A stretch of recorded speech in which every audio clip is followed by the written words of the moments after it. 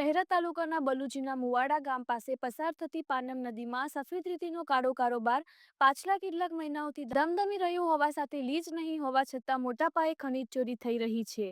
શહેરા તાલુકાના બલુજીના મુવાડા ગામ પાસે પસાર થતી પાનમ નદીમાં તંત્રના છુપા આશીર્વાદથી ગેરકાયદે રેતી ખનન થતા નદીના સુંદરતામાં ઘટાડો થતો જોવા મળી રહ્યો હતો.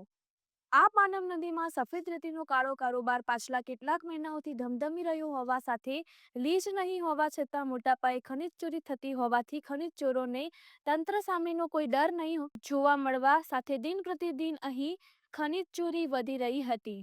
જોકે આ ગામ સહિત આજુબાજુમાંથી પસાર થતી પાનમ નદીમાં જિલ્લા ખાણ ખનીજ વિભાગ અને સ્થાનિક તંત્ર દ્વારા અસરકારક કાર્યવાહી કરવામાં આવવી જોઈએ તે પણ જરૂરી છે.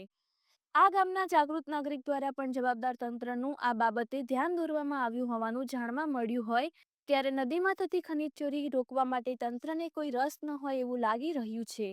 જોવું જ બની રહ્યું કે પાનમ નદીમાં ચાલી રહેલ સફેદ રેતીનો કાળો કારોબાર ક્યારે બંધ થશે. પરંતુ હાલ તો એમ કહી શકાય કે તંત્ર મહેરબાન અને ખનીજ ચોરો ખુશખુશાલ એમ કહીએ તો નવાઈ નહીં. રિપોર્ટર પ્રિતેશ દર્શી, પંચમહાલ.